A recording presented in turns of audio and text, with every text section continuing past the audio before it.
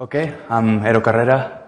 I work with cybersecurity, and theoretically, Halvar should have been here too, but lucky as he is, he actually didn't manage to make it. And so I will be presenting some of our projects. There will be a couple of things from our company, and then some other open source projects.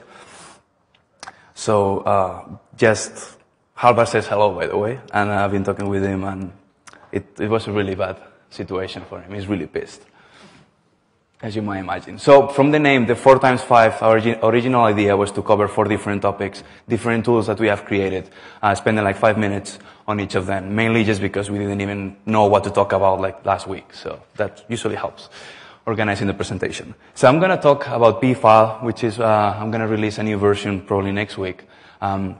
With some, I think, pretty cool additions. It's my Python module to parse pfiles, which allows to automate a lot of the data mining process in your collections of malware or what have you.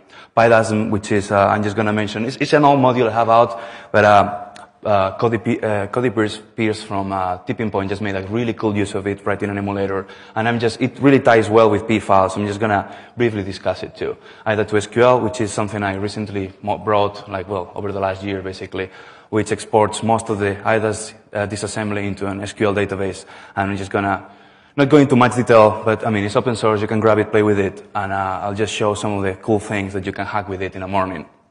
And then in the end, I'm gonna go and talk a little bit about VxClass, and some of the parts of it, some of the workings of the different stages of VxClass, and hopefully you like it. This is the only project that we have in Sabre right now that is not free. All of the other 3 that I'm talking about are open source. So pfile now is going to reach 1.2.6, and in this version it would justify 1.3 basically, just because I'm adding so much stuff. So as an introduction, pfile, allow you to parse lots of basically any, as far as I know, pfile format that is not corrupted beyond destruction. So as long as Windows can load it and execute it, I hope and I try that pfile will be able to actually work with it and display all the information. So, I mean, the more you know about the P format, the more use are going to be, or the more useful this module will be for you, just because, I mean, it encodes as much of the pfile as I know about. So some of the features that pfile has, it obviously allows to load the pfile. Since a couple of versions ago, it also allows you to write, modify any value just by assigning some other value to the entry point, just write those changes to the disk. So you can have lots of fun with that, just fuzzing the pfile format to see where it blows up. And that's fairly strong or fairly consistent. I haven't managed to make it blow up, so the writing works pretty well. Even in really convoluted cases where the headers are all messed up. So it, obviously allows for really nice header inspection. I parse and present all the fields in the headers. Allows for really nice section analysis. And there are a couple of features that I added in this version which are new. Regarding sections specifically, allows for really easy retrieving of data in different modes. You can retrieve data as it looks basically in the normal pfile, as well as it looks in the normal memory layout. I have all kinds of convenience functions to present the file as it will look in memory.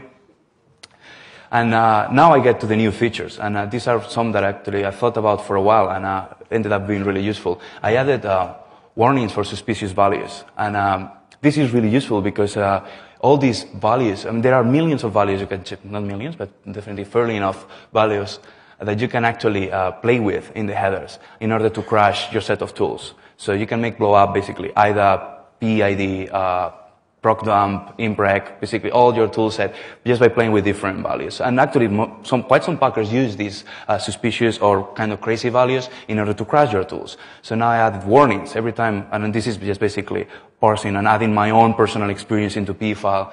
Every time that I find things that are beyond normal ranges or that I know are gonna, make some tools kind of go crazy, I will display a warning so that, if you have a file that is kind of destroying your favorite tool, you can just run it on pfile, see the warnings, and try to fix that if it actually shows up there.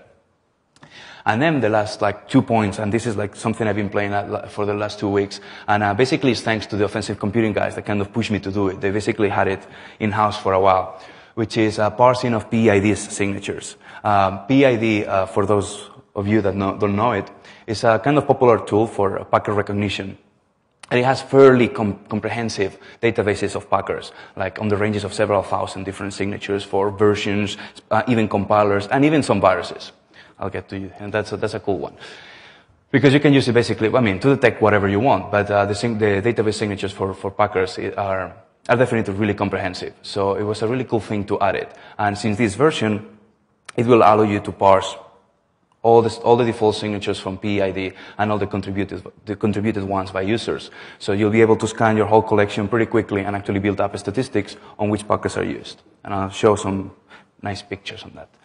Then another thing that I added, just because I was on the roll of adding stuff regarding PID signatures, I added signature generation. So if you have a P file, you can just tell this module generate a signature for it. It's not super clever, but it works. And actually, one idea that I'm playing with Pedram is actually putting in OpenRCE and a live feed with signatures and creating signatures for actual viruses. So you'll have like an antivirus online using PID.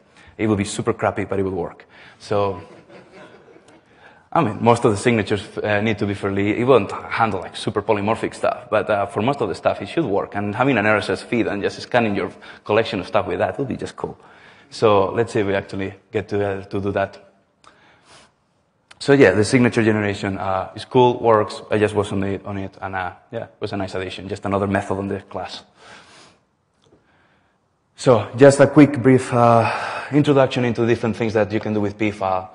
You can, import it in. This is will be your typical Python interpreter.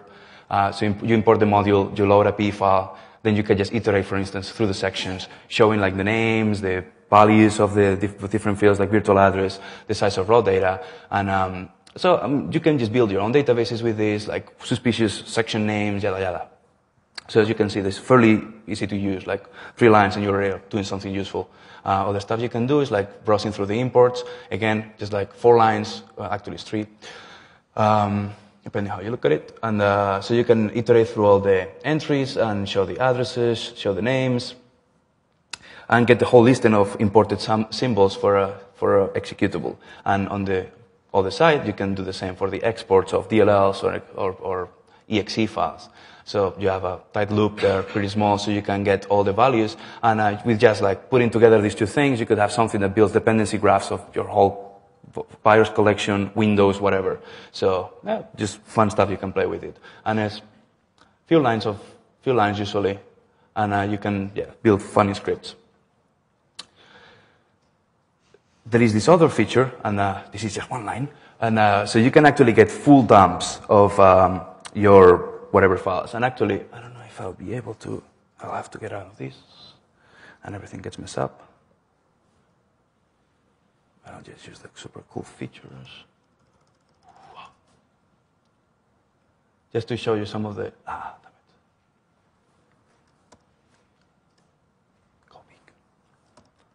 And well, just scroll through this. So this will be a normal, this I think is kernel 32 DLL. And this is like the dump looks like. The DOS header and all the other headers like, what's that? This dump P or some other utility. I try to follow more or less the same format just to, make it kind of standard. I will try to upload this at some point in XML just for other people that would like to tie this into some more automated systems. But P sections and, well, this being fairly normal file, there is nothing special about it. Just like really huge because I show every single thing on like relocations, like, well, way too many things. Then the other examples I have to do this for every single one. For instance, this is some Nicolas Brulet's file, so it has some funny tricks. And you can see here now in the beginning of the dump, I show whenever I find some suspicious values, I'm going to actually say, the number of RVA and sizes is beyond what it should be. So this is going to make some tools blow up, and this is the normal value, and this is what it is. And as well, if I find something later on during the parsing, like in the sections, I will show it up. So, and otherwise, the dump is the same. And other examples, this one has quite some warnings. Probably some malware. What is it? Yeah, and unpack me.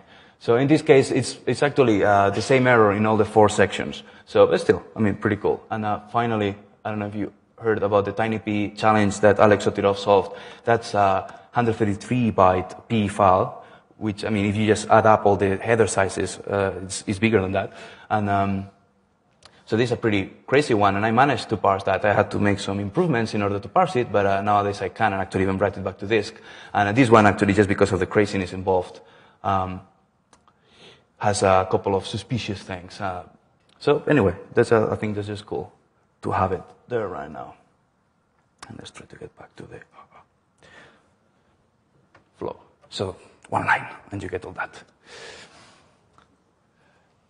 So, well, this is basically what I covered. Another of the features that I added now in the dump, or even in the whenever you get the section instance, when iterating through them, there is an entropy value that you can use to build heuristics if you are building some sort of packer or malware or whatever, suspicious file detection thing. Together with the warnings, that gives you a good hint of whether something is kind of a bit fishy or not.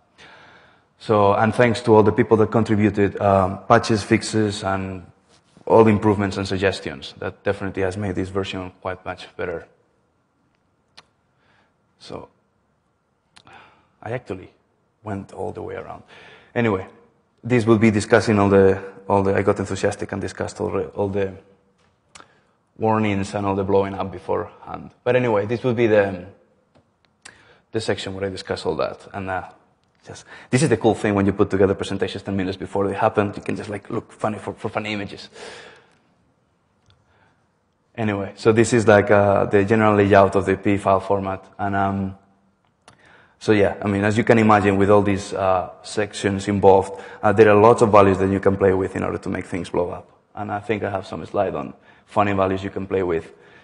Some of the ones that you will see typically modified and listed in the warning section, which is the next slide, will be the number of AVI sizes. That's, as a quick description, this just enumerates or lists how many of a specific kind of a structure will be in the optional header. So if you put too many of these, some tools will try to parse all those 2 billion that you said there are, and just blow up. I don't know, what's PID, I think was one of them, or IDA. So size of optional header is another one. This just basically means that, well, for the tools that can't parse it or don't read it or don't make proper use of it, that they end up reading the sections in the wrong offset, which leads to not properly recognizing code. So this is a nasty one because tools don't blow up. They just show the wrong data, and it's difficult to spot. Final alignment, another one that you can use to mess up with tools. They don't blow up, but you just make them read things where they are not. And the size of raw data, this is one where you can make tools blow up, which is very important. And there is a similar one, which will be the virtual size in memory of the section. Both of them have they're the counterparts. So if you have the virtual size of that section in memory, they can modify later on and then when some tool tries to dump it, they kind of trash that value and they try to dump all those 2 gigabytes, and that doesn't tend to work too well. And the size of raw data will be the same. That will be the amount of data they have to read for that section from the PE file on disk. And when you put that a little bit too far away, they blow up. The thing is, the Windows file loader is super nice and doesn't keep up about any of this. And it just kind of slows as it sees fitting. And that's the thing why most of the tools write, because people are just like, oh, I should follow all this stuff. And no, you shouldn't. So other stuff that actually was fun was the delayed imports. With this, you can actually, just by loading a PE file on IDA, you could take control of it and own it. So without even executing it, just because it had a vulnerability on the way it was parsing it. And they fixed it in 4.7. So, but that was a fun one. And invalid directories as well. You can point the directories to things, places where there is nothing, and tools will blow up. So I will try to, and I actually am giving warnings